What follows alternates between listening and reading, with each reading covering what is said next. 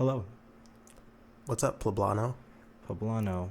That's right. I'm here with Jauston Charles, Yes, that is me. the scriptwriter extraordinaire. And I am with Poblano Saez, the antithesis of Captain Hook. He loves watches. Is that what he does? No, you love watches. Captain Hook doesn't. Oh, Making you the antithesis. Yeah. That's why you're a screenwriter. I'm not. Yeah, no, I just kind of wanted to test this out just to see what's going on. So when I first started doing this, because I started this podcast thing up a long time ago, never made anything other than last week. I made one with Bomar, and when I initially made it, I was trying to use all this fancy software, like trying to go back and forth, trying to figure everything out. I'm just like, I'm gonna make this official, crazy good, and everything like that. And then I started to realize that I had no idea what I was doing. So here I am. It's like a monkey trying to, write a script, and I'm like, eventually I might figure it out, but right now I don't know what the fuck I'm doing. So I decided to simplify it for me. Yeah, simple's good. I mean, like, you can do everything in Microsoft Paint. Yeah, well, the crazy thing is there's a software that comes on. I have it on my laptop, not on my actual desktop right now, but the software for some reason won't pick up the second microphone. It used to initially, but it stopped. So I was like, what the heck is going on with this? Is this the second microphone? Yeah, that's the second microphone, right? Okay. So initially it didn't. So I was just like, okay, well, let me put a halt on this until I figure it out. Never figured it out. So I moved everything over here. I said, screw that software. I decided to use the basic voice recorder that comes with Windows. And I'm just like, let me try it out. I did it last week. Came out perfectly. Too easy. Yeah, so here we are. How did the podcast go with Bomar? What was that like? Great. Got cut a little short, but I mean, it's fine. We kind of started going over a little bit, and I didn't want it to drag on. So I think, putting a time on everything definitely helped out. Because when I initially did it, I made like 2 podcasts initially, back when I was at Fort Hood, and both of them, like, I want to say they were about like 2 to 3 hours, and I'm just like, I was listening to it. Listening to people who know how to talk for hours on end. Well, let me move this over here. It's great because they know how to talk for hours on end, but it sucks because most of the time these people don't know what they're talking about. Oh, of course not. Yeah. Everybody loves to hear their own voice. Yeah, and like they were just talking and talking and talking about the same thing over and over and over again, and nothing against them. It's just we weren't really talking about anything for like 3 hours, and then I go back and I'm listening to it and I'm just like, wow, this is really about nothing. Yeah, this is really about nothing. There's no content here. It's like, yeah, we'll talk about sports for 5 seconds, then we'll drag on to something else, and then we'll go right back to sports and talk about that for another 30 minutes, and then we'll go back to something else. And sports is all fun and games and everything, but if you're making a podcast, it doesn't really hold up with time because, if you're talking about one game, at the beginning of the season, and then you go back and listen to it at the end of the season, you're just like, oh, you said he sucked. It's right? Like, he's MVP now. Yeah, here he is, MVP, right? Like Aaron Rodgers got, replaced MVP. But yeah, no. So I wanted to talk to you about your script, right? So I was trying to go over it. I didn't have enough time. This is my fault. Terrible time management. Oh, no, that's fine. I need you to tell me what I'm going to look at. What's the story? Yeah, so pretty much the story is it's an amalgamation of Edgar Allan Poe's life with his major works. So you got The Black Cat. You have A Tall Tale Heart in there. And you have, God, what is this other one? It escapes me now. This is not good. But yeah, it's just like a bunch of his works.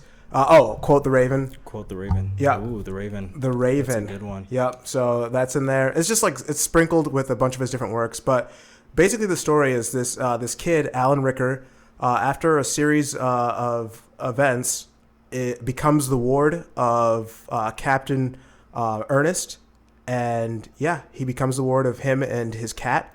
And one day the captain disappears, and the people of Baltimore blame Alan. So it's pretty much a story of, will Alan go mad trying to prove his innocence, or will he go mad by guilt because he actually did it?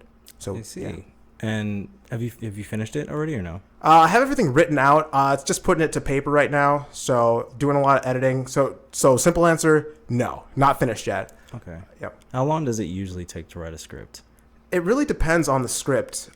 This one I've been working on sporadically for, I would say, a little over a year now. Really? Mm-hmm. All right. So let's say like this is your full-time job. You just wake up. This is what you focus on. How long do you think that would take? You know what? I haven't actually had that liberty. I'm gonna go ahead and say it just depends on the script. Like it depends on how I'm feeling that day. You know, some days you have the intention of writing, and you don't. So Trust me, I know I get writer's block all the time. So Yeah.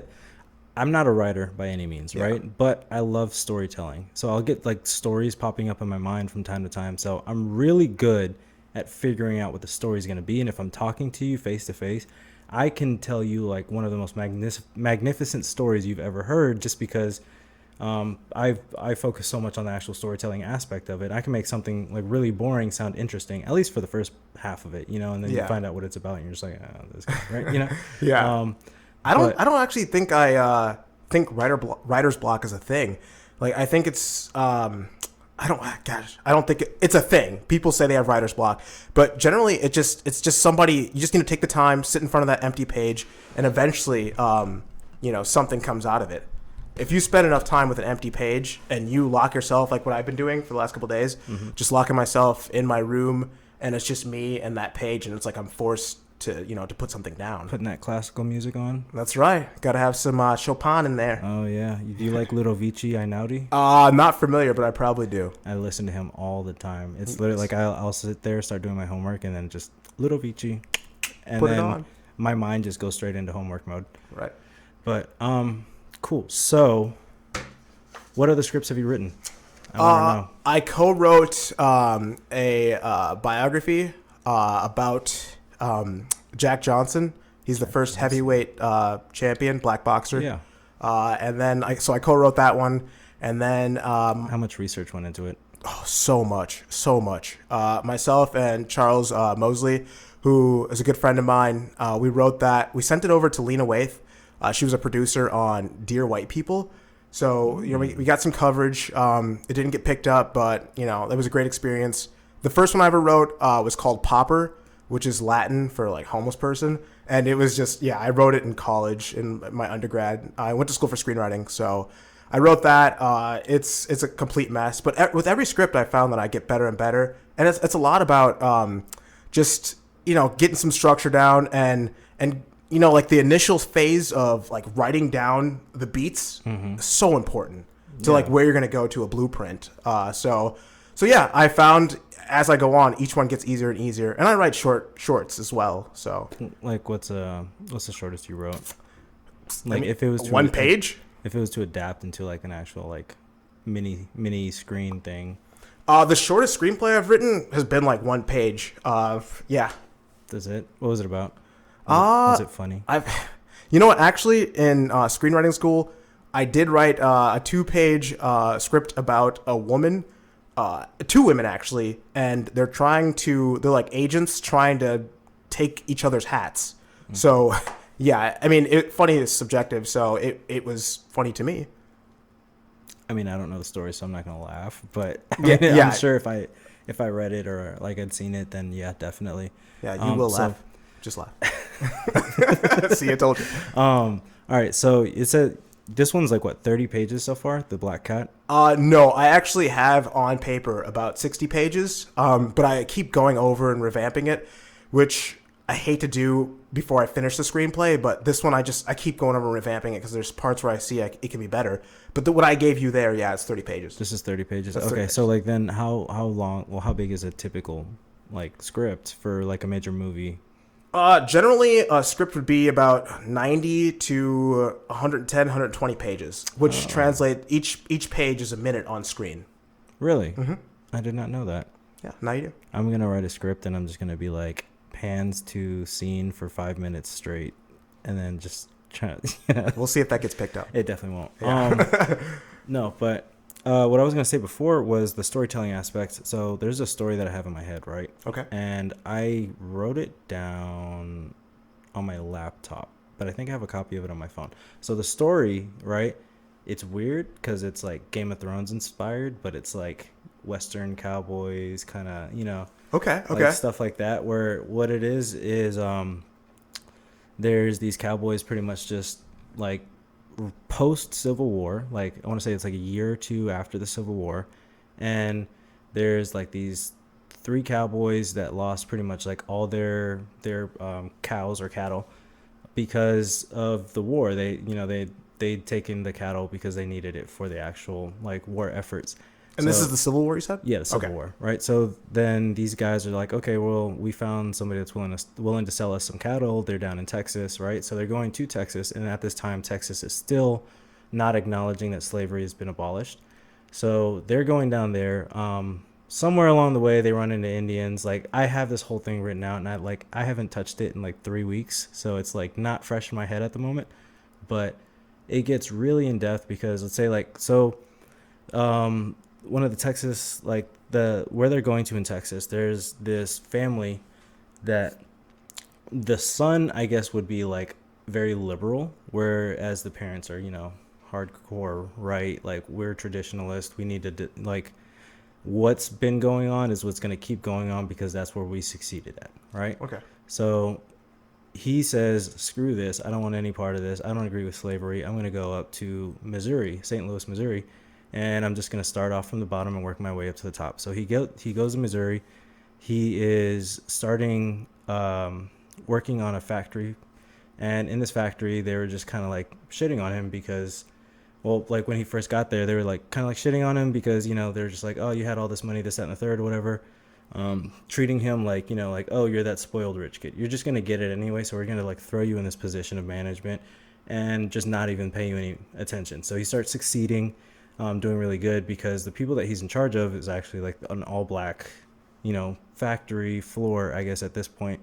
And he's getting them to all work better because instead of like treating him like shit, like most people do at that time, he's just, actually caring for him. He's like, hey, if you're sick, go home. Hey, you've got this problem. Don't worry about it. Hey, we're all going to work together. I'm going to like push for you guys to be able to have like Saturdays and Sundays off kind of thing, I'm not saying like word for word that's what he's doing, but he ends up succeeding to the point where production starts going through the roof because here's this one guy out of nowhere within like 2 or 3 months, production's like skyrocketing and all he has is like the same thing that everybody else had. So they're just like, okay, we're going to like promote you to general manager. So he ends up like getting rid of the other managers and then bringing in other people. Well, one of those people are black, right?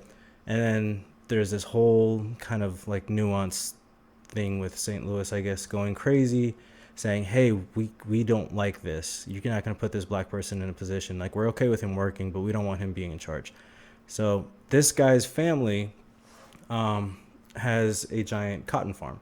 So the factory itself is making clothing for the army, right? The what was the Northern Army? The Union, right? So he's making the uniforms for the Union at the time.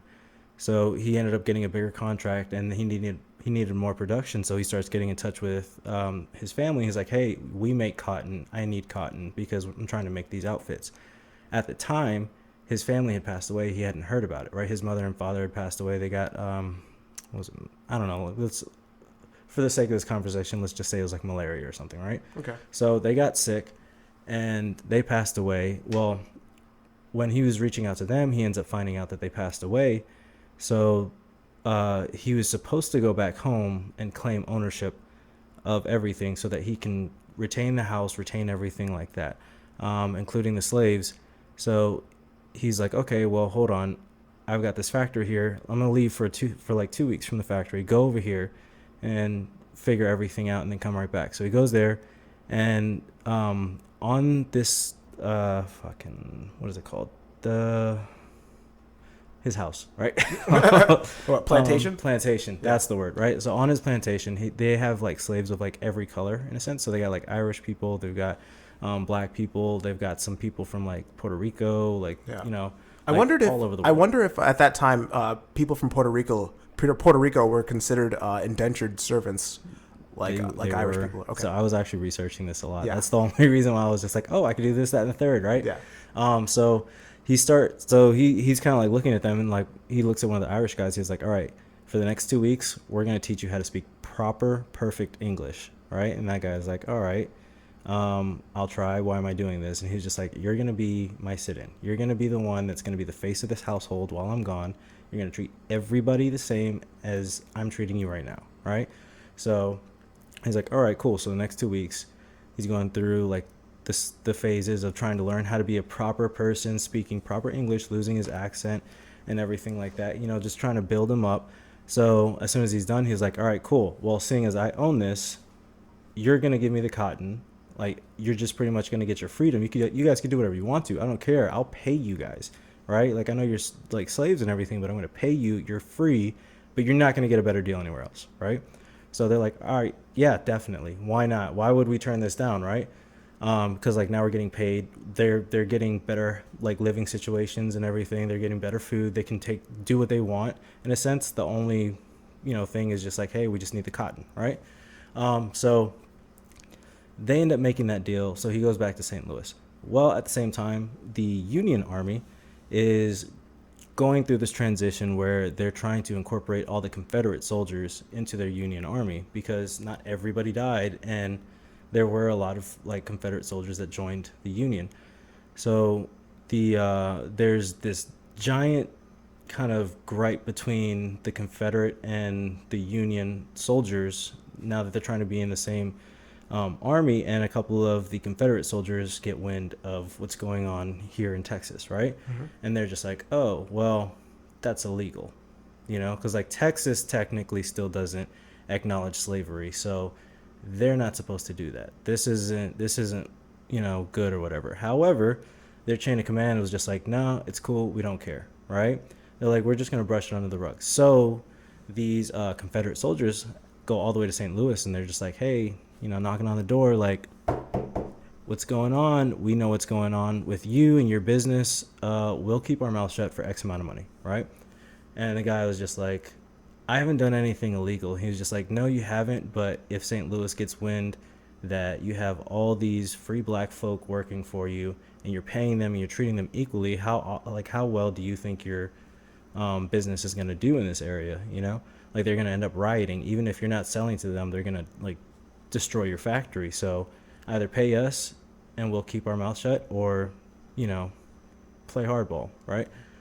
So he ends up saying, all right, screw this, I'm gonna go out and do my own thing, right? So they leave. The very next day he throws a parade, and the parade is like the liberation of black people. So like all the black people on the street are like going crazy, right? It was a random parade, got no permission from anybody. It was just like, we're just gonna go to the streets, we're gonna like celebrate our freedom, this, that, and the third, or whatever, and we're just gonna go about it. So kind of puts dent in the Confederate soldiers' plans for a little bit, because they end up getting a lot of support from St. Louis, because all these black people were going out handing out free stuff. They were like being really welcoming into the community, and they were just like, yeah, they don't see them the same, but they're just like, we can deal with these people, right? Like for the most part, they're giving us stuff. And then on top of that, they ended up opening up a clothing line in St. Louis for the St. Louis people. So that's just that one story, right? So you're good. I'll help you out. That's all I got. All right. It up, boom. That's that one story? That's just one part of it, right? Holy crap. Yeah. So how many pages do you have written down already? I have nothing written down. I just have an overview. That's what I wanted to talk to you about. But you did write right? it out then. No, so like just an overview of like how I want the story to progress. So right? like what, like a spec script? Because it sounds like you have a lot going on there. Yeah, well, that's just that one part though. Because like I still have the Cowboys. I haven't touched the Cowboys. Cowboys end up running into Indians. The Indians are having their whole civil war with another tribe because they're getting pushed out of their land. The Cowboys end up, one of them dies. I'm not gonna say who, but yeah, like that's the good thing about like the importance of blueprinting and writing down the story and like getting those beats before you actually start writing. Yeah, because it sounds like you have a lot of like you just told me the beginning of the story. It sounds like. Yeah, well, that, and like I said, that was just that one part. But he's not even like, I wasn't even trying to focus on him like being the main character. That's like one of the side stories. Yeah. So. And if you're writing, so if you're making this into a script, and it could be like, it sounds like it could be like a novel of some sort. Mm-hmm. But if you're making this into a script, generally scripts follow like a certain format, like a beat. Like, so on page 10, this is what's supposed to happen. Or page 20, this is what's supposed to happen. You know what I mean? See, I should have gone to college for this. Yeah, and I mean, it doesn't always have to happen that way, but generally, the hero's journey, that's written by Joseph Campbell. Generally, most stories that you find... Great Campbells. Right? Campbell stick together. But generally, stories that you find that are successful and appealing follow a certain format. Okay. Yeah. Well, there you go. See. So yeah, I would look into that when you start. Definitely. I've only read one script in my entire life. I was gonna read yours, but I haven't gotten around to it. I will. There's still time. That will be my second one. I'll read it by the end of tonight. What'd you read the first time? Django. Django. Yeah. So I have never read Django. It's great. It was a great movie. Well, it's better. Quentin Tarantino is an awesome writer, obviously. Yeah. They had to cut so much out of that movie. Oh, I bet. Well, I mean, for the most part, it's the exact same story, right? Yeah. It's just a little more of a raw edit. Okay. So, and like that's all I was like reading, and I was just like, this is actually really fucking good. He's a good writer. I've read a couple of his. I've read The Kill Bills. I've read From Dusk Till Dawn, True Romance. Do you know how he got his start? Quentin Tarantino? No, I do not. Okay, so he was working at a movie store, and he wrote True Romance, okay? Okay. And he sold that script, okay, a True Romance. He didn't direct it, and he used part of that money to make Reservoir Dogs. So, that's pretty much his beginnings. He didn't go to film school. school. Reservoir Dogs. I don't know the other one, but True Romance. Yep, it's with Christian Slater. Was that 1980s movie? 1990s. 1990s? Yeah, I think it was like, early 1990s. And Brad Pitt's in it, too. He plays like the stoner dude. Yeah, I think I know which one you're talking about. Yeah. It's a cool movie. It's a cool movie. I'd say check it out. All right. Well, yeah, I did not know that. Mm-hmm. Hopefully I'll get there someday. But yeah, like what I was writing was trying to be like just a show. I was just like, you know what? Maybe one day I'll pitch it to HBO. Oh, okay. I'm just gonna go to HBO. Do a pitch. HBO or nothing, right? Yeah, right. I know Disney won't pick it up. There's a lot of stuff in there that shouldn't be in there. So. Oh, really? Oh, whatever. Disney doesn't care as long as it's making Disney some bucks. Cares. Oh no, Disney if it's making cares. those Disney bucks, they won't care. Okay, prime example of how Disney cares, right? Okay. What was I gonna say? Words. You know what? I don't even know anymore. So you don't know? I just know that Disney. Give me a prime example. Simpsons. Okay. Right. So Simpsons got kind of like, how should I put this? Not whitewashed, but like family washed. Right. So they got rid of Apu. They stopped Marge's sisters from smoking. Was that before or after? Was that before? It was during the transition. It was okay. That's why. Okay, that was why. Yeah, they never like officially said it, but that was why. It was like literally like as they're getting bought out, they're just like, we think this is racist. We don't agree with them smoking. We don't agree with them smoking. Yeah, no, like Marge's that's so crazy. Like the creativity process is then hindered because if you have to tell you can't have smoking on TV, yep. Get real. Come on. Yeah, but they're just like, well, if it's going to be on our platform on Disney Plus, there's going to be kids watching it. We don't want kids watching smoking. Like, they're not going to take it out of the old episodes, but like, they're just like all the new episodes, they're not allowed to smoke. And it's funny because if you watch it, one of the newer episodes, they actually say it. They're like, no, Disney doesn't agree with us smoking. That's funny. Yeah. I heard that they got rid of Apu, and to me, it's just like, come on. He's a representation. Like it's a comedy show. Yeah, it's a freaking cartoon. It's an adult cartoon. It wasn't even that bad. But you know what's funny is like this entire time, like here's South Park being racist. Oh man, South Park. And it's funny though. It's great racism, right? It's like, great racism. It's great racism because what it does is it always focuses on the stereotype and then it shows you why it's wrong. Yeah. Right. That's the only reason why I agree with that. Yeah, it has some great social commentary. Yeah, definitely. You know why Chef left? So I looked into it when he left, but it was because the voice actor didn't agree with the Scientology. Yes. Right? Yes. That's so funny. Yeah, but I mean, it also kind of like fell into the same time that he started getting sick, so it kind of worked out. I didn't know that. Yeah. I don't know if he's still sick. I just know that that's what I read. But granted, this was all on Wikipedia. Can you really trust it? I use it to do my book reports, so it should be fine. There you go. Yeah. See, they say cite your sources, Wikipedia. No, so what you do is you don't cite Wikipedia. You cite what Wikipedia cited.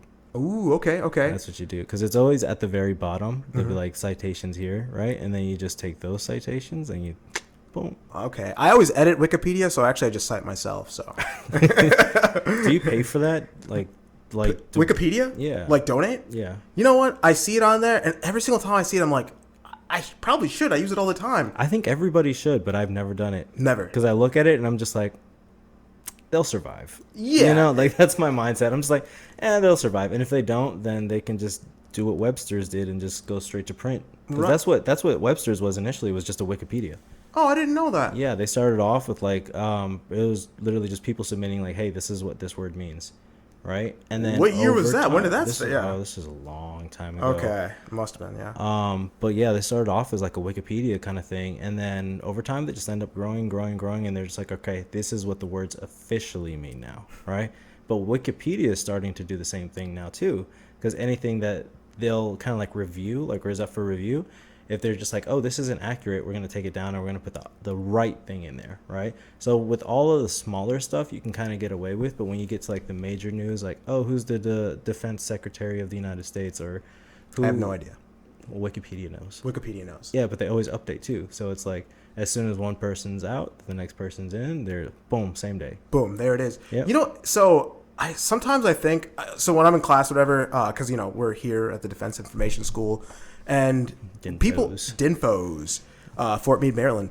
But I'm sitting in class, and sometimes I hear just people ask the questions, and it's just like, to me, it's dumbass questions because we have our computers right there in front of us. Mm-hmm. So you can always just look something up. Yeah. You can always just look something up. I rarely ask questions, but Yeah. I'll usually like try to answer as many as I can, but I'm not paying attention half the time because I'm trying to write down all the notes. My teachers, they're great teachers, right? I love them all. They're great at teaching, and they really make sure that we understand the subjects. However, like their death by PowerPoint, sometimes they just like they'll have a slide up there for like 0.2 seconds, and they're just like, all right, and this is all right here, and it's like important information, and then click next one, and then click next one, and then they'll sit on this one for like 2 hours. Ugh. And it's like, I don't know, like I need my own version of the fucking notes like right up here. So Yeah. Do they provide the notes too? They do now. Okay. Right. They do now. They didn't before? I'd say for like the first day. Oh. Okay. Right. Yeah. But what it was just one of our teachers. He was just printing everything out and giving it to us. Oh, and then God. and then he kind of just like, okay, it might be a little easier for you guys if I like, give it to you through the classroom. So I'm like Google Classroom thing. So Yeah, that makes more sense. yeah. You know, one thing I really don't like in class, this is just me on a soapbox, but when the person next to me, when they get behind, right, taking notes or whatever, and, the person's going on, the instructor, they'll turn to me and be like, Psst, Jauston or Campbell, do you know what he just said about this? And I'm like, now if I turn and answer you, now I'm missing what they're saying. So then who am I going to ask? The person next to me? I'm on the end of the row. What do I do? You know what's funny about that? Sorry, I don't mean to No, detract from yeah. your story, but so I'm sitting next to this guy, and he's a great dude. I mean, like, great character. He's great at taking pictures, like one of the best in the class, like hands down. But there's this thing about him. Whenever he's taking notes, he does not write anything. He has to type it, right? Oh. And like, I mean, since day one, right? And you'll just sit here in the back of the classroom and just hear that. Oh. like nonstop, right? So when we first started the class, he wasn't sitting next to me, but then after like 2 weeks, they end up like rearranging seats, and he's sitting right next to me. And course. it's just funny because like I'll look over at him sometimes. I'm just like, are you fucking done playing the piano? Oh man, yeah. The guy that's next to me, he's one of the main culprits of asking ridiculous questions. He's the antagonist Yeah, of the class. yeah, he's one of them. But I remember a couple days ago where we were taking notes, and he turns to me. He's like, Psst, Campbell, do you know how to do this one thing? And I'm just like, dude. Okay, dude, if you keep asking me, I'm gonna miss what the teacher's talking about. And he's just like, well, it's really easy. You should know how to do it. And I'm like, he's like, then why don't you know? yeah. And from there I just stopped. I just ignored him. Good for you. Yeah, I just ignored him. Good thing that you have that kind of power, right? Well, I mean, what am I supposed to do? I apologized when we had a break. I was like, dude, I'm sorry, and I explained to him, and I don't think he actually understood because I don't think he understands, but it's it happens. Like you have to put your foot down at some point. Yeah, definitely. Yeah, it's my grade too. All right, so there's something that I did want to ask you, something that we talked about outside, and something that you asked me, and we said that we would get to it. So you asked me, what do I think of Denzel Washington? Oh no! I asked you, Denzel Washington or Tom Hanks. Okay. Yeah. Right, and then I told you, I said Denzel all day. Yep. But then when I was going to tell you my reasoning, you were just like, save it for this. So this is my reasoning for it, right? And it's funny because this is why I was laughing when we were talking about Michael B. Jordan. With your explanation, you said that he just plays the same role in every single movie. Like a variation of it, yeah. Yeah, so Denzel Washington, when he first started his career, great roles, you know, changed everything up from one character to another and everything. Now it's the same character every movie. Don't get me wrong, it's not bad, right? Yeah. But I mean, if you can have the same character from The Equalizer in what was that movie that just came out on HBO? I know you're talking about with Rami Malek. And like the weird guy who played Joker who failed. Yeah, Jared Leto. Jared Leto, yeah. Yeah, so if you can have the same character in those drastically different movies, I'm just like, you know. But and it's not just that. There's been a bunch of movies that he's come out with recently that I'm just like, it's the same character every single time. I love Denzel. Don't get me wrong. I think he's a national treasure. He's the one that everybody should, like, you know, cry whenever he passes away. We should make it a holiday. Do you have a favorite Denzel Washington movie? Training Day. Training Day? Training Day. King Kong ain't got nothing on me. Yeah, well, it was just a great movie, great story in general. And, well, did he win? He won the Academy Award for that character. Did he? I don't ever keep up with those. Which is so funny because generally at that time he was always playing the protagonist. Yeah. And then to see him play this badass crooked cop, I remember in acting class, my acting partner, who's acting class too. Screenwriting, you have to, and it helps with like directing and writing. But my really good friend right now, Isaac, him and I back like 2000 whatever, we took an acting class and we did a scene from Training Day. We're in the car and he's like, and there he makes the guy smoke PCP. Yeah. So fun. But I think that's one of my favorites too. You ever seen Fallen? Fallen? Yeah, the movie Fallen. I think. Where of course he's a detective or a cop. Well, yeah, he always plays a cop. He's except a cop. For my second favorite Denzel Washington movie, John Q. Oh, with the heart makes me cry, especially now because guess who had heart surgery not too long ago? Oh yeah, right? Your heart surgery. Yeah. So it hits a little closer to home now. But but yeah, what were you saying about Fallen? You gotta check it out. It's another one of my favorite Denzel Washington movies. It's a lesser known. John Goodman's in it though, and he's pretty much trying to chase down a demon or something. Yeah, it's a demon that's like possessing people. Oh. Yeah, and he has to like discover and find out how to defeat the demon. It's a decent concept. That sounds like Constantine. It's different than Constantine. Constantine's a badass movie. It is. Constantine 2's coming out. No way. With Keanu Reeves? Keanu Reeves is going back. We got The Matrix 4, Constantine 2, and then John Wick 4. I think The Matrix 4 and John Wick 4 were coming out the same day. Yeah. Constantine 2 is coming out too. Wow, I did not know that. I gotta look that up. But speaking of actors playing the same roles as they get older, I think that's just a trend. Like as they get older, they're like, you know what? I can take the same roles over and over again. Well, I mean, that's just there's a personality that you kind of like start picking up, and then towards the end of your career, that's the stigma of it. However, there is one actor who is arguably one of my favorite actors. I just can't put him at my top spot. On the count of three, we'll say the name. All right. Hold on. Okay. Sorry. Because he's an asshole. He's a notorious asshole in real life, right? Okay. So I don't think we're gonna have the same guy here. We'll see. Okay. All right. On the count of three. 1, 2, 3. Nicolas Cage. You didn't even say it. I forgot his name. Oh my Christian God. Bale. Christian Bale. That's what it was. Christian Bale. He's a notorious asshole. Is he? Yeah. I was gonna say Leonardo DiCaprio, which is currently at like my number 2 spot. All right, but Christian Bale, great fucking actor. I mean, like he wows me in every movie if you actually see, because he's a method actor. He like puts in a lot of effort. Like he went from being like 110 pounds or something like that to shooting up to like 180 within like 3 months. Oh, for Batman? Just like solid muscle. You have a favorite Christian Bale movie?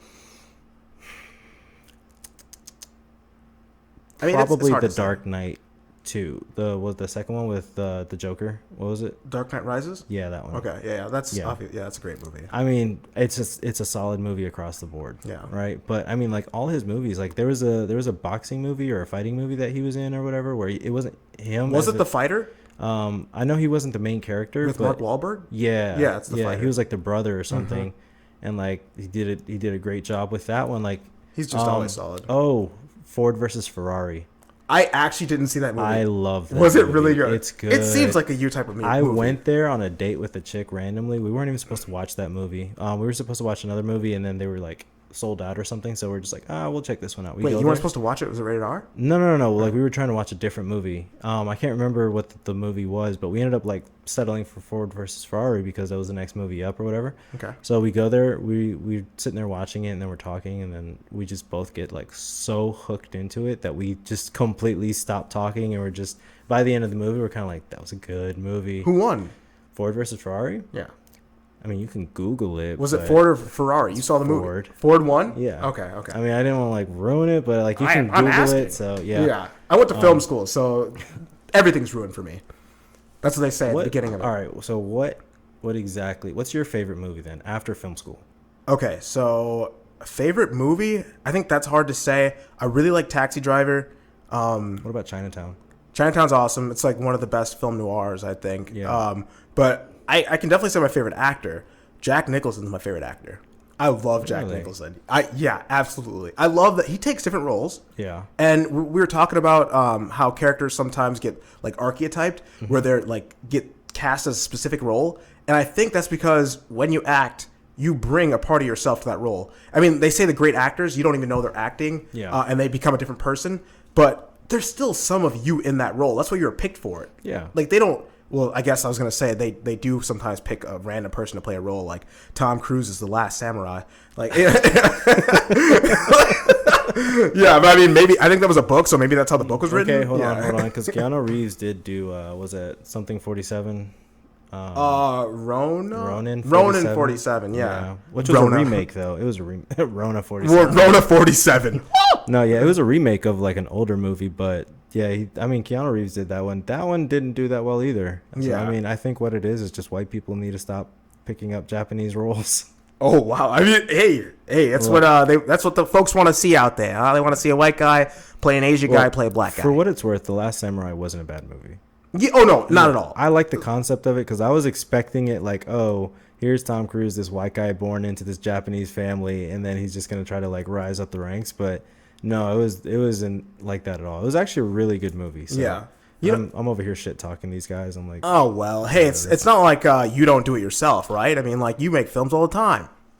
none that the public can see. Oh my god! You know what though? It's sometimes I do feel bad when I not feel bad, but I'm aware or I try to be conscious of or cognizant, excuse me, of when I'm judging something because it's like okay, they put the work. Yeah, they definitely They put the work in. into it, I didn't make this movie.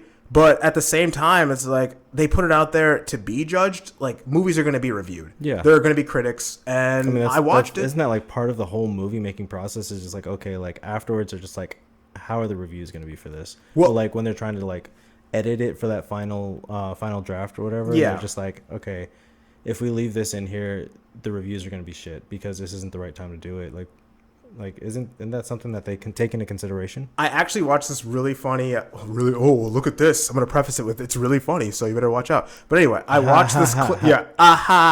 Anyway, I watched this clip of George Lucas, and this reporter asked him, hey, are you going to make anything, soon? And he was just like, yeah, I make movies for my friends. And she was like, anything we're going to see? He's like, no.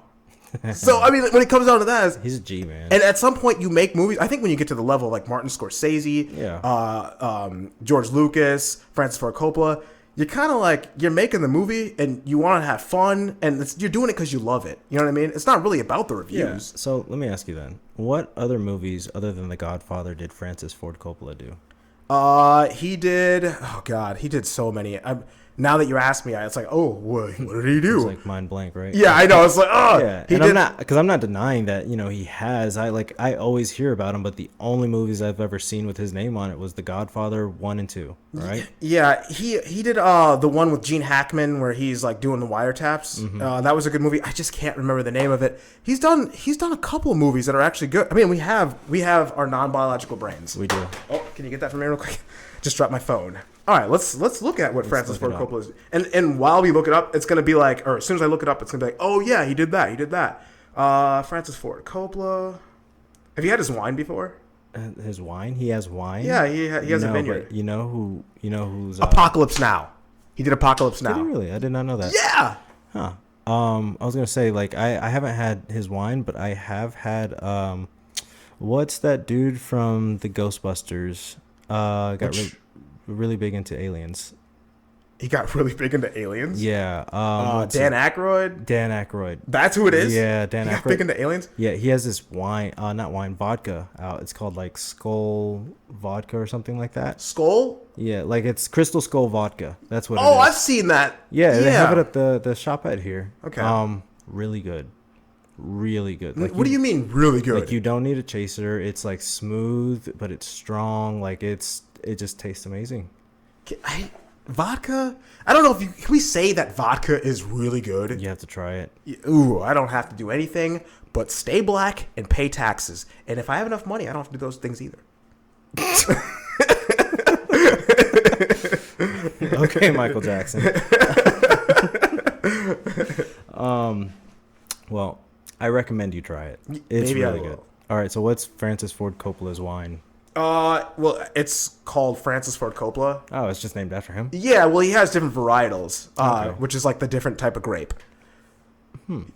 Okay. You like wine? Have we ever drank? I do like wine. Before, we used to have a wine tasting thing here. Yeah, in the barracks, but There is so much culture that goes on in this barracks sometimes that I can't keep up with it half the time because they have a DJ, like like us, like the soundboard and everything, like going on downstairs on the weekends. Still, even though Tim left. Yeah, DJ Murphy. What's his name? DJ Disappointment. DJ Disappointment. I suck. No, I'm just joking. Yeah, Murphy, no, great. Sergeant Murphy. Wow. Yeah, he's still doing his thing down there. Isn't he doing something tonight? Yeah, that's why he left the speakers down there because we don't go back to school until what? Not tomorrow, but the day Tuesday. after. Yeah. So, It's tomorrow is they say it's President's Day, but it's George Washington's birthday. Yeah. Okay. That's why they named it President's Day. They're just like, you know what? We're not going to keep giving different presidents birthdays, so we're just going to, put it all into one. Just give it to Washington. He was the greatest, but the greatest. He was the official first, not the first, but the official first. I have a favorite quote by a president. Okay. I have my favorite quote's by Abraham Lincoln. Ooh. He says the best way to predict your future is to create it, and I think that is just such a great quote because I definitely believe in like you can shift the reality or you can make your dreams. Oh, this is Disney. We're going back to Disney. If you can make your dreams come true, yeah, you can make it happen as long as you put the work in. Well, this kind of brings me to a conversation I was having the other day. I agree with you where you can make your dreams come true, especially with enough hard work and, a good work ethic, a good supporting cast and everything like that. But I'm going to say this for those who have more than likely been in my situation or been in a similar situation. It's really hard to try to succeed in a world where your family is already fallen into the stigma of we have to work hard to get our money, and the money that we do get, we have to share within the family, right? So Like a collectivist culture? Exactly, Yeah. right? So what it is when you get into a family like that, like a family culture like that, you cannot have one person that succeeds more than the other because everyone's going to do the same jobs. Right? Sounds like communism. It is communism, right? So what it is, like for instance, right? I come from a Hispanic family. What are the jobs that Hispanic people do? We got construction builders, painters, and That's racist. gardeners. No, I'm just No. I'm telling you within my family, my own family, yeah, right? yeah. So that being said, what do you think my father does? He's a magician. No, he's a construction worker. Okay. Right. Yeah. So my brother, going to college right now, has a part-time job working at a what is those people that are going bald end up seeing those doctors so that they can get hair again, hair transplant people. Oh. He has a part-time job there, but he also has a part-time job doing construction work. Right? Wait, that is interesting. That Let's is get him interesting. on here sometime. Well, he can't get on base yet. Okay. Phone him in. Yeah, but.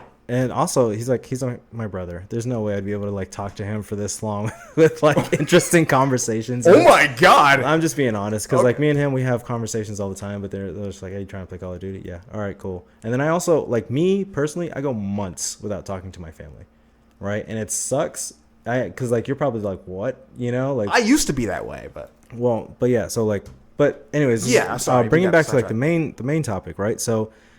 Since everybody ends up falling into the same stigma of doing the same jobs over and over again, everybody needs to kind of like support the family. You can't dream too big because they're going to tell you that you're wrong, and you need to be realistic, and you need to focus on what you can do to help everybody out, and that you can succeed in doing that. For instance, like, oh, I want to play in the NFL, right? And then your dad telling you you're not going to make it. Like, you need to be realistic, right? I want you to go to college. I believe that you can succeed, but we're not going to shoot that high up, right? But and it sucks, but that's the culture. That's the shoot for household. the stars, Yeah. aim for the backboard. Yeah, well, they're more like, you're not even going to shoot for the stars. You're going to aim for the backboard, and you're probably going to hit the net. So, Air ball. Yeah. But look at you now. Well, that Playboy? Well, this is why I am so different compared to the rest of my family. So I actually, and I'm the only one in my family that goes months without talking to anybody, right? And my family had gotten so used to it, right? Funny story here. So my brother, I think he's like 21 now, right? He just turned 21. His phone died one day when he was going to go hang out with a friend or whatever, and I guess he forgot to tell them. So he goes, hangs out with his friends. He's gone for an hour, right? Within that hour, I get a text message from his girlfriend. Hey, have you seen him? Nobody knows where he's at. I'm like, no. I get a text message from my stepmom to the family group chat. Hey, where is this guy at? Nobody knows where he's at. Everybody's going crazy. After an hour goes up, he shows up, and they're like, where were you at? Everybody was worried. We didn't know if he got into a car accident. What's going on, right? It's been an hour. What? Yeah, no. It's like I was out being 21. Yeah, pretty much, right? What? Does he live at home? Huh? Yeah, he does. Tell him to move out. See, this is the thing. He's going through college. I don't know if he can. Like, the way that my siblings on my father's side of the family were raised is way more strict than the way that me and my sister and my little brother on my mother's side were raised. And it's just because my stepmother has, like, I'd say, like, a stronger family community in a sense where, they can keep everybody around the same area. So, like, for instance, my aunt lives right down the road from my dad's house. I think all my cousins live like within a 10-minute drive. Everybody's in the same area, right? But that being said, right, so when he shows up after an hour, everybody's just like, where were you at? They're freaking out, like, oh my god, you were gone. We didn't know if you got into a car accident, if you're like okay, like we need to, like, is there anything you need, kind of thing. And I'm just sitting here laughing, right? I'm just laughing the entire time, like he's gone for an hour, Yeah, that's crazy. And everybody else is just like freaking out. And then like I just kind of like talked to him like one-on-one afterwards, and I was like I haven't talked to this family in 4 months, and you were gone for an hour, and they freaked out over you, right? They didn't care about me, right? It's just well, I mean, Sounds they like a did, good and thing. it's what they do care. It's just sometimes, let's say, they'll text me when I'm in the field and my phone is dead, or like I'm busy at work till like 10 o'clock at night because my previous job was like networking kind of thing, right? Yeah. So they would try to reach out sometimes, but it was usually just a text message, and then I'd see it and I'd forget to text back, kind of thing. And then the next text message would come 2 months later. So it's like, like that's just how the relationship works. They expect it of me now at this point. But yeah, that's the difference in like the family. But it also brings me back to the whole, like, will you succeed? Like I told my brother, I'm like, dude, you gotta, like, I love you, I love the family, but you gotta get away from the family, otherwise you're gonna fall into the same trap, right? Yeah. Because like you can already see it with my sister. She has a good job because of my other sister, right? My previous sister used to work at Fort Belvoir. Now my younger sister works there now too. Like she has a good job, like the family kind of like they always support, right? That's the thing. They always support. Family support's great. Exactly, right? But here's the thing. So if she were to lose her job, they're going to be like, okay, you can go back to babysitting. You can go back to babysitting. And that's your safety net, right? That's what you're always going to go back to. That's what your job is. You're doing this temporarily, kind of thing, right? Comfort is like it's the death of growth. It is. Yeah. And my family gets so comfortable with the idea of, we figured it out, this is how we can make money, right? Yeah. And it's like, do you make that much money? No, but we make money. Yeah, we make enough to survive. Yeah, exactly, right? And like my dad's doing really good right now, at least financially. My stepmom's doing pretty good. She's working for a public school. Nice. They're Pick up the teachers. She's a teacher? No, she's assistant to the principal, or one of the vice principals or something like that. I don't ask too many questions. But yeah, they're doing really well now. It seems like they're starting to break from that stigma a little bit, but it was growing up. It was just a whole thing like, oh, like, you can always come and do construction work with us. And I did do that. I did construction work for a little bit, and I hated it because I was like, this is not me. I'm not part of, like, I've always been the black sheep, and then putting a black sheep into, a flock and then expecting it to not stick out was just, it was a bad idea because my family actually, we owned a construction company in Minnesota. In Minnesota, eh? Don't you know? Get you some casserole. I want some pop. But some pop, some soda. No, we say pop. I don't know what we say. I say both. You say pop. But dirty pop. All right. So I used to go to work with my grandfather, and I'd be like, "Oh, Papa, like, am I gonna take over after you were done here?" I call my grandfather Papa.